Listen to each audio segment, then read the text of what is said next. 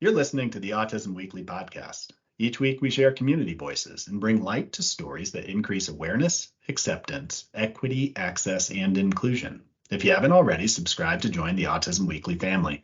I'm your host, Jeff Skibitsky. This week, we're joined by Andrea Pollack, the founder of Autism Parent Solutions. With a mission to empower parents of autistic children and teens, Andrea guides families to build essential skills and inner strength, fostering unshakable confidence and joy in their parenting journey. Today, we delve into Andrea's unique 5-step approach to autism parenting, confidence, and success. Join us as we learn from her personal journey, raising a son diagnosed with autism at age 2, a journey marked by determination, resilience, and the pursuit of excellence, both at work and in parenting. Andrea, welcome to the podcast. Thank you. Thank you so much for having me. I'm happy to be here. Well, we're excited to learn from you today, and having the perspective of a parent who obviously understands their own child so well, but has an understanding of the empathy and the sympathy and the perspective that us as caretakers and as caregivers need to have through the journey of autism. It's such an important piece. But before we go there, I'd love for our listeners just to understand a little bit about your personal journey with this and what brought about the inspiration for founding Autism Parent Solutions.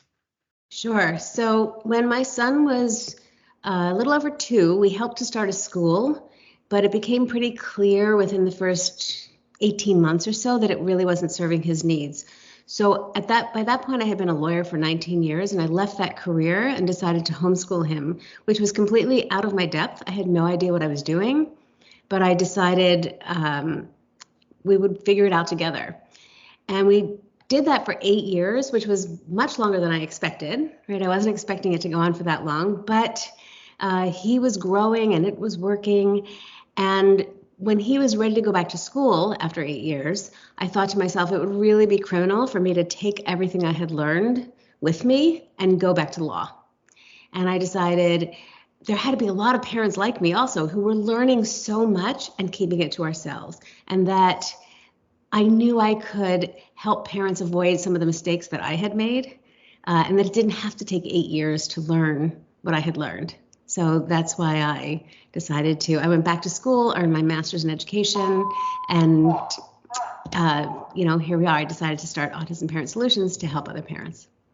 So when you went through that journey, obviously, it must have been a huge game changer to be able to switch careers, kind of get into the process of being the primary educator for your son, understanding how to be able to coordinate anything that is outside of the neurotypical education system and try and be able to tailor into individualized learning.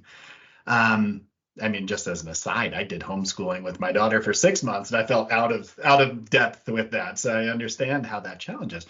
But when you went through that entire experience, how did you feel like the community supported it? Did you feel like you were trying to coordinate, all parts of your child's life, helping to educate everybody around them, and that you were the center of that entire process? I did feel the way. Also remember, he's 25 now, so this was over 20 years ago, and there's so much more now than there was then. I do have to say, I did have some great partners, places I learned lots of things from, people who supported. So I am very grateful to those people. I don't mean to suggest at all that I did this all on my own. But the coordination effort that you're talking about can be quite overwhelming, was overwhelming. And I also felt like I was flying in the dark a lot. Like I didn't know what I was doing. I would grab this therapy and I would try that one. And then there was the silver bullet, this concoction I was going to give him that was going to make him start talking. And I know it's still that confusing for parents today, because in some ways the fact that there's so much more makes it that much more overwhelming. But yes, that process of trying to figure out what he needed and what the next best thing to do was very, very challenging. Well, one of the things that I think that might be important to talk about prior to going into all the strategies that are involved and even the self-care that's involved as a parent, is there has been this overwhelming assumption that, all the treatment decisions for a child are clinician led. Everything has to be done this way. You have to follow a particular paradigm. And I think up until recently, the last handful, 5, 10 years, is that there wasn't enough of a focus on realizing parents know their children far better than anybody else in this paradigm. And if we're not including them and including their child, if they're able to express their needs in a way that we can interpret independently and include everybody into this conversation, is that we are going to be missing out. We're going to be prolonging the therapeutic process, and we're not going to be empowering the individual. So what's your experience with families on this? Do they feel like their voice has been amplified over the years? Is it getting better?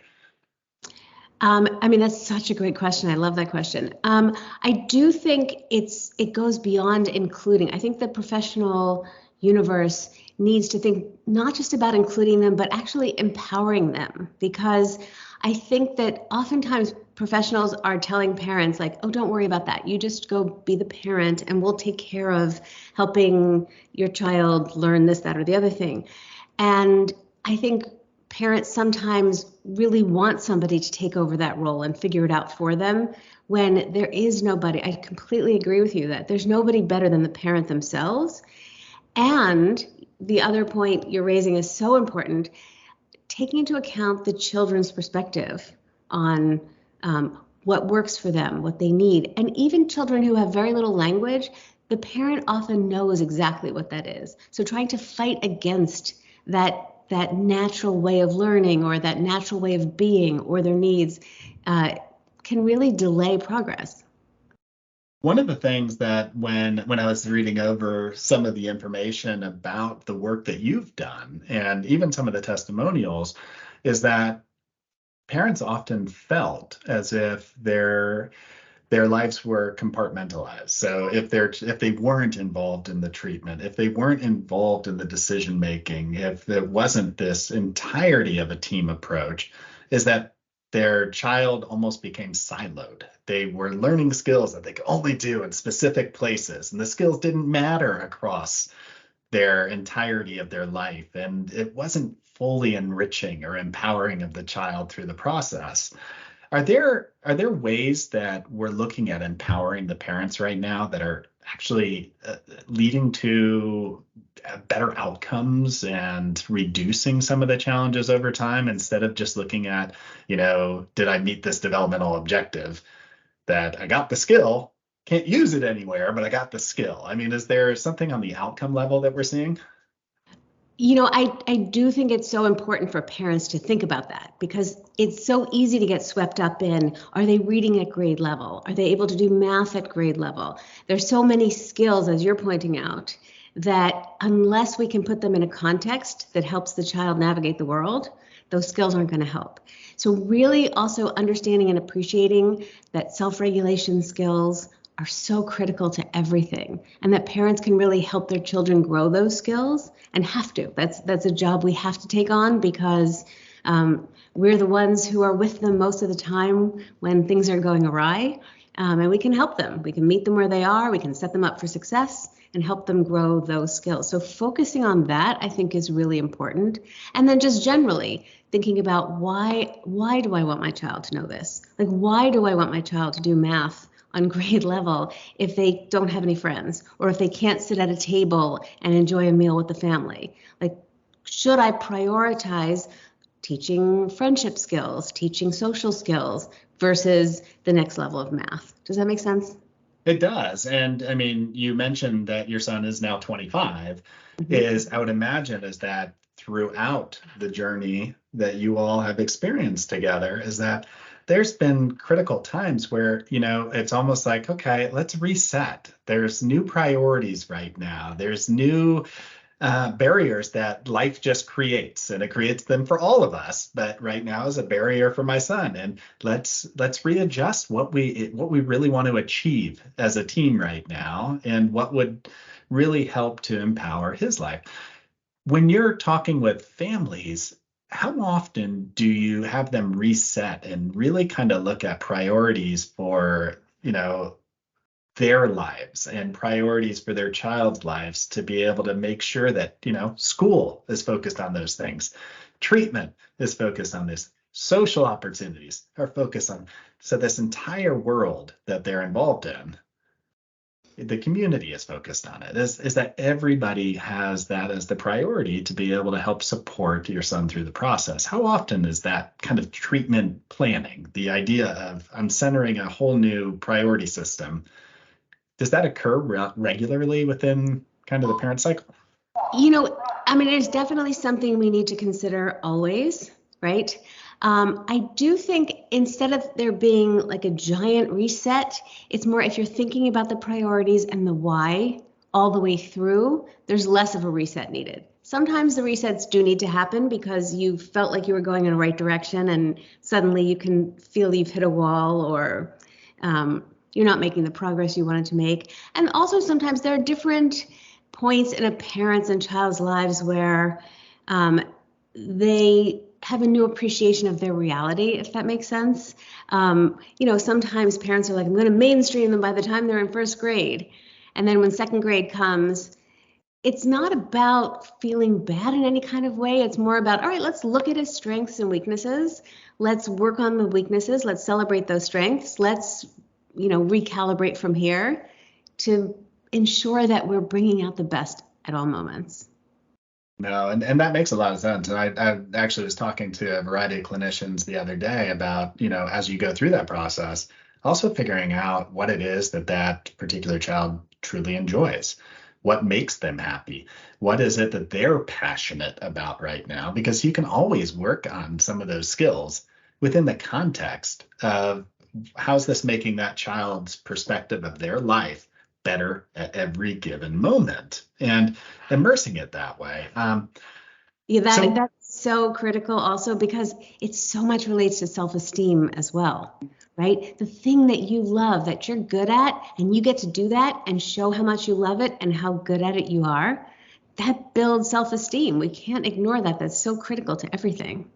No, and that's all of us. So that's the funny thing, is that oftentimes I'm having these conversations with folks, and it's like, this isn't just about neurodiversity. This is about all of us experiencing our lives and everything always being slightly different. And sometimes when we don't understand how to be able to see somebody's viewpoint or vantage point or perspective, is that we make assumptions that lead maybe down the wrong path. And it's taken that extra minute to understand it.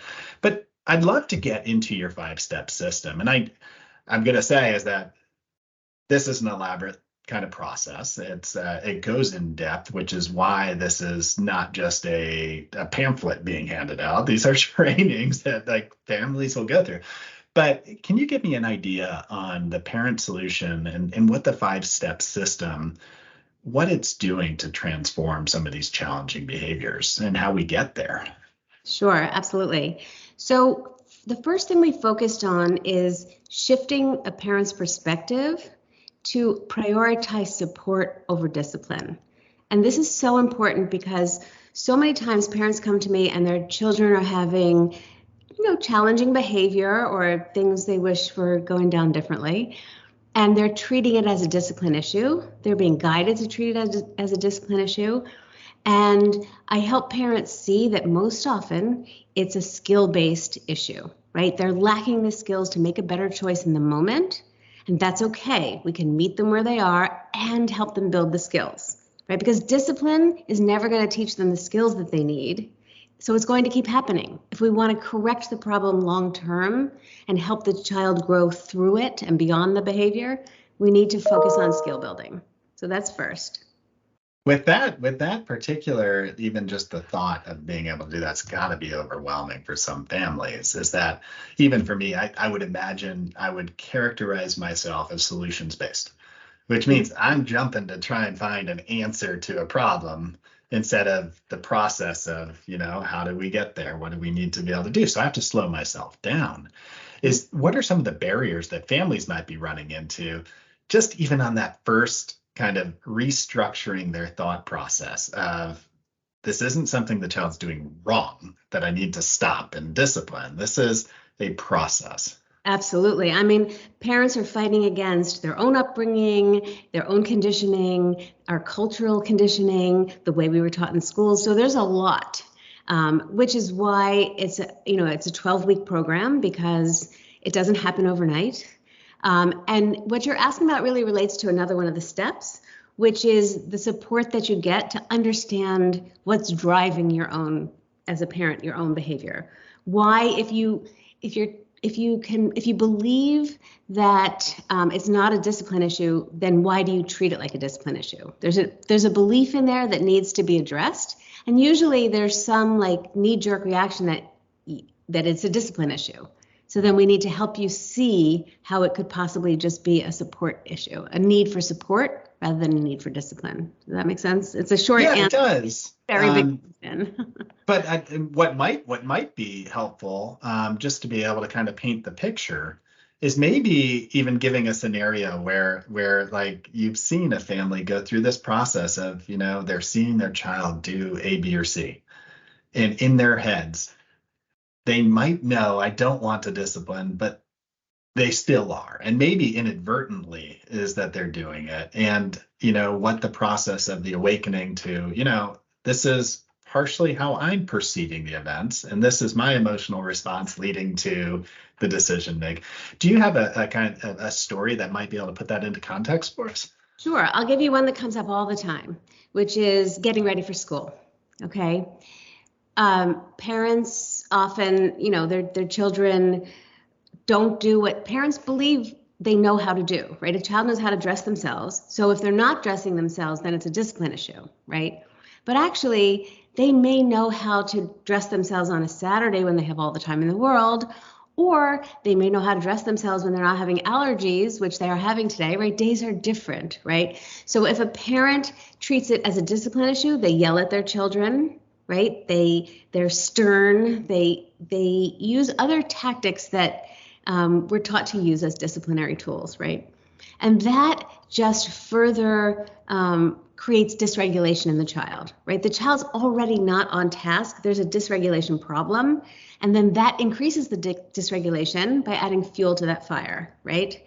And then, that could then lead to an all-out meltdown, right? What started out as a dragging the feet and not being on task now turns into an outright fit, right? And the parent inside is thinking, okay, I know I wasn't supposed to discipline, but I couldn't help it because I was just feeling like he knew what to do and he didn't do it better. So helping them really see how it is a skill problem so that when they're not in the moment, because in the moment sometimes it's hard to see it. That's why we go up and we deconstruct, the scenarios that led to the unwanted behavior on both sides, right? It's really that parents and children both need to learn new skills. Absolutely. And I think that cover the point. Does that illustrate the point? I think it does. I think oftentimes is that we forget about what it is that we're bringing to the table, and our reactions can create a whole new scaffolding effect of what's going to be going on next. Right. And we can learn from that. We're not all going to be perfect. And quite frankly, it's sometimes nice to learn from failure every once in a while and to go back and think through it. So, we hit on a little bit of, that the shifting of the paradigm and understanding our own histories. What are some of the other key components of that 5-step system? I know we won't be able to be thorough on them, but what does that look like? Well, next we teach some very practical strategies. It's a framework through which you can really think about any problem, right? And the idea is that by thinking about thinking about a problem through the same framework, meaning, am I meeting my child where they are? Am I setting them up for success? Am I properly setting boundaries and enforcing boundaries, right? It's not just about the enforcement, but if I set it in the wrong place, then enforcing it isn't fair, right? So those are all related, right? Did I take into account their sensory needs? Did I get their buy-in? That's what we were talking about before. What does the child, what about this would they want to participate in, right? And am I taking into account their, some of their rigidity perhaps, or their inflexible thinking, right? Can I help them by meeting them where they are and then helping them build the skill from there? So that's the framework. I mean, that's a very loose description of it. But the idea is, back to what you were saying, like you're very solution oriented. We help parents, they come to us with a problem, we help them through the framework, give them an answer, but we're always generalizing, this is how you think through a problem, right? Mm-hmm. Because the idea is over time, we want you to be independent so that you can think it through, that you're not dependent on somebody for answers, right? So you get the immediate satisfaction of an answer, but you're also always going through the framework so that you know how to think about any challenge that arises.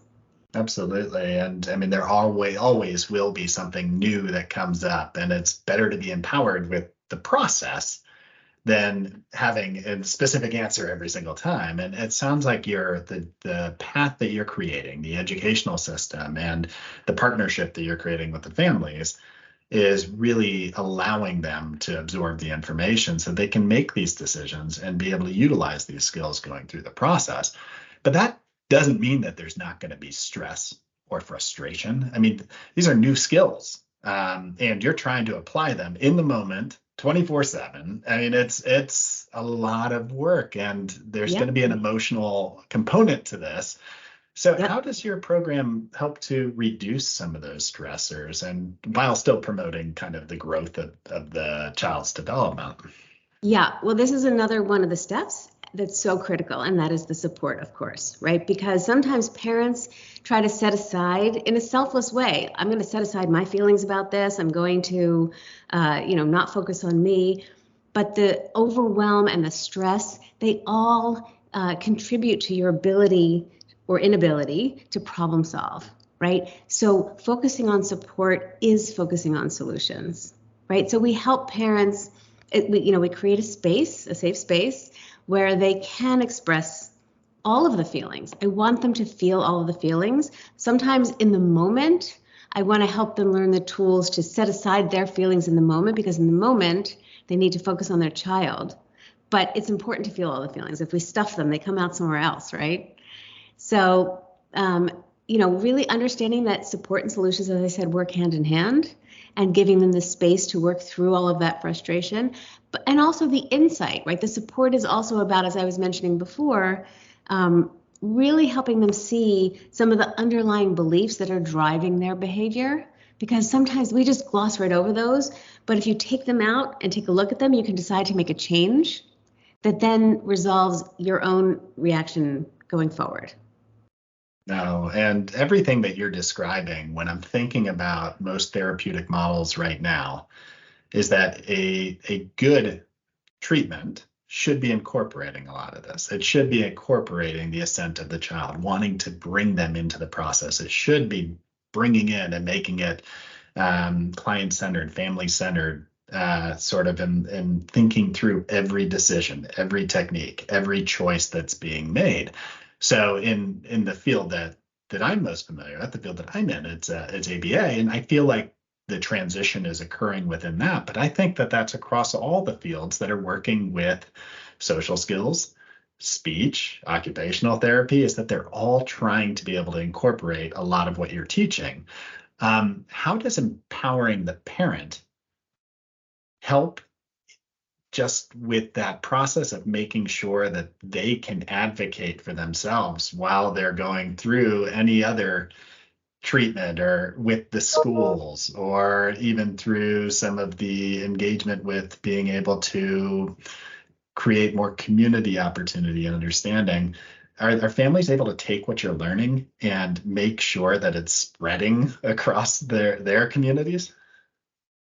I believe so, at least better than they would without these skills. So here's the bottom line: when you get the skills and the strategies, with the support and the perspectives, you're working on your confidence, right? So coming at parenting from a place of confidence enables you to speak confidently, ask for what you need, tell people what they need to hear in the nicest way possible. Because it's actually when we feel insecure that we make snarky comments, or because we're feeling some sort of way, and then that causes us to be defensive. When you come from a place of confidence, it's much easier to tell the school what you think your child needs, to tell the therapist, to help family really understand your child and your circumstance, because you feel confident and solid in where you are and what you're doing. Mm-hmm. And I mean, that confidence comes from being able to implement, being able to see results, being a part of, feeling like you've got new skills that you can use on a regular basis. I've seen so many families come and that I've had the chance to be able to talk with that I feel like are deflated. I feel like have been put in this corner where they're seen as part of the problem, not part of the solution, and where they feel like their voice is one that has been so minimized and marginalized through the process that they don't even know where to start. And I would imagine some of the families who you work with are coming from that experience. So being able to take that first step and say, I'm going to do something like Autism Parent Solutions, and I'm going to start this 12-week course. Where's the motivation? Do you have a story that you can a success story? Because there's got to be tons of them where a family has come in and what they've left with and what their experience. Have they shared these stories with you? Absolutely. And they share them with the other parents too, which is it's so uplifting, right? And it gives parents so much hope. I mean, there's so many. We've had kids who have, refused to go to school. And really, I mean, that's a really hard thing for a parent to deal with. And you can't make your kid do the work. And, we've had kids who are now happily attending school every day without an issue, like it was never a problem. I had one mom, I love this story so much. She has two young autistic children, and her daughter had a hard time leaving the house. She had so much sensory sensitivity that she really had a hard time taking her anywhere. And, we start we do small group meetings, and we start each meeting with a celebration. And she came on to celebrate one night, and she said, a year ago, my daughter could barely leave the house. And last week, my daughter participated in a ballet recital on stage with lights and an itchy costume and all these other children around, and she did it. And I mean, that just, even as I'm telling the story, I'm getting, chill bumps again. Just so many, really life-changing stories, and it starts with the parent, right? The parent believing that the change can happen. Right? Yeah. Lifting beyond their limiting beliefs about what it means to have a child with autism. And this is true regardless of how many skills your child does or doesn't have, right? We have parents of children who have very limited speech, and they make incredible progress. We have parents of children who are so smart, but have really, smart and capable and verbal, but they have challenges on the social side of things. And they gain the confidence to know that they can see their child as they are, help them build up the areas that are weak, and really be, central to that process. Mm-hmm. No, and being a part of it and being able to know that you have some ways to be able to contribute or to influence is empowering in itself. And I've had the chance to be able to see families who maybe didn't go out into the community, created this bubble around themselves and their child where it's so restrictive that the chance to be able to contribute in the way that the child would want to never really comes about. And this sort of program that you're creating or that you've created, I would imagine has also enabled families to get the confidence to be able to go outside their comfort zone, be able to go do things in the community, whether it's the ballet and things like that, where it's like, I was so fearful to be able to allow my child to have this opportunity based off how the child might respond or how the community would respond, that I never went that route. Do you see that confidence coming through? Absolutely. And it's really a combination of confidence and skill, right? Because the children do have very serious challenges sometimes, right? Sensory issues, as I mentioned with my own son or this young lady, um, an inability to interact in some ways. So it's the skill to help them grow from where they are to where you want them to be, in small steps. I mean, just like, you help parents, with an ABA background, how, to build it up in little steps. When you have an objective that is so far above what the child can do, you're going to have failure. So I teach them how to meet the child where they are, set them up for success by, helping them learn the next piece of the skill, how to identify what that is. So there is a skill element and a confidence element, because some of it, you're right. It's just, I'm going to have the confidence to try it, and then we'll see what works and what doesn't, and we'll work on it from there and using those skills.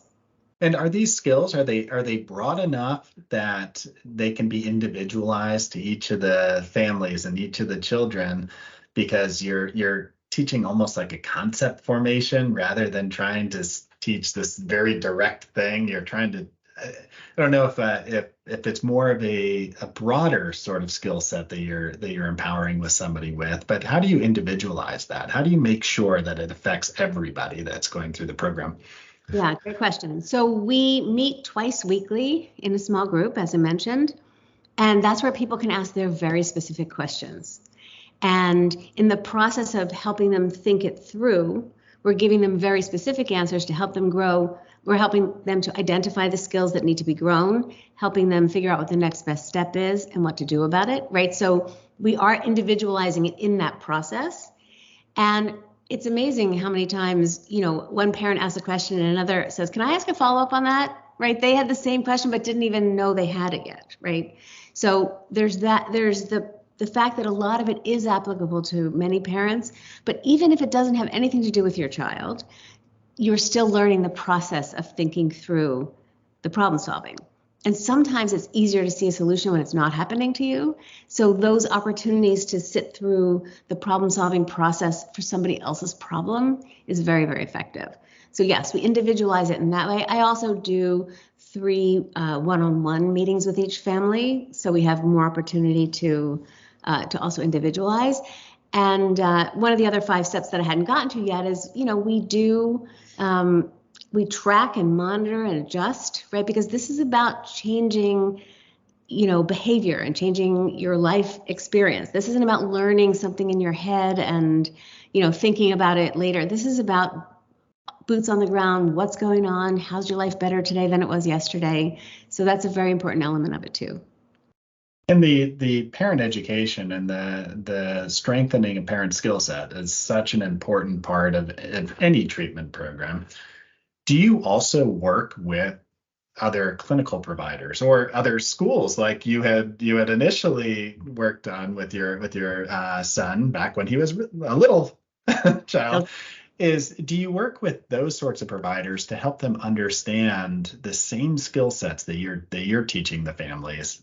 Are you trying to teach the clinicians? Because if they don't understand how to incorporate that, how to be able to see through that lens, they're missing a big part of their treatment plan. Yeah, I totally agree with you. I have worked with professionals. It's not a central part of what I'm doing, only because of bandwidth right now.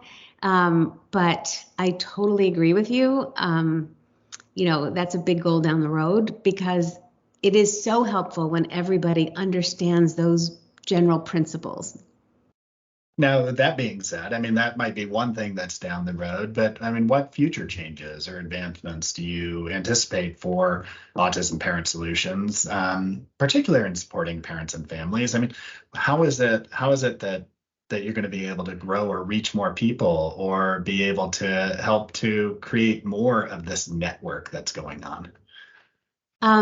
Well, down the road, what I would love to do is to really help my graduates help other parents, right? Because they're so steeped in it that it becomes part of how they parent, right? And they know the framework and they know how to think about things, and they come from that place of confidence, and really enabling them to support other parents is something down the road that I would love to figure out how to really scale that way.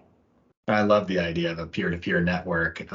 It creates some normalcy to what I'm going through. This isn't completely unique. It's others have felt these same feelings at times. So, and I guess one other thing that I want to make sure that our listeners walk away with is just understanding what resources you'd provide. Obviously, is that a course like the Autism Parent Solutions would be a wonderful resource. What other things do you suggest they turn to be able to start the path to being able to really enhance their own skill sets? I mean, I do think, acquiring some of the, learning some of the strategies, some of the, the basic foundational strategies and using them over and over so they become part of what you do, but then not neglecting the support piece, right? Sometimes parents, like an example, they know they shouldn't yell at their children, and yet they yell at their children. Like, that's okay, right? There's nothing wrong with you. We all do that. But if you want to do it differently next time, it's not just about willpower. It's not just, oh, I forgot. It's what's driving that behavior. So getting some support in understanding, why am I doing that? What belief would I need to change in order to look at that behavior as needing support rather than discipline, I think is such a strong place to start. And I mean, I do recommend that folks reach out directly to Autism Parent Solutions. And I'd love to be able to give them the ways to be able to reach you directly. Would it be through the website? Would it be through Facebook? I don't know which vehicles you Sure. prefer. Yeah. Well, you can definitely go to the website, autismparentsolutions.com, and there's a free webinar on there that you can listen to hear more about the philosophy. If after listening today, you're like, yes, I want parent coaching, this is for me, or I think I do, you can go directly to my calendar and book a call with me, which is autismparentsolutions.com/apply. If you think that parent coaching is right for you and it's something you want to explore. Those are the best ways. I do have a Facebook group as well. I can give you the link for that rather than spell it all out. It's pretty long. You could feel free to join the Facebook group, and we have some inspiring material in there. Parents tell stories, parents ask questions. It's a nice place to hang out. Well, Andrea, we appreciate your willingness to come in and share your story and also share your knowledge on how to be able to really give back to the families that could benefit from, but then also deserve the support of the community around them. So thank you for coming on the show today. Thank you so much for having me. I've loved being here with you. Thank you for listening to Autism Weekly. We hope you tune back in next week to learn more about autism in the real world. Autism Weekly is now found on all the major listening apps, including Apple Podcasts, Google Podcasts, Stitcher, Spotify, Amazon Music, and more. Subscribe to be notified when we post a new podcast. Autism Weekly is produced by ABS Kids. ABS Kids is proud to provide diagnostic assessments and ABA therapy to children with developmental delays like autism spectrum disorder. You can learn more about ABS Kids and the Autism Weekly podcast by visiting abskids.com. Thanks for tuning in. See you again next week.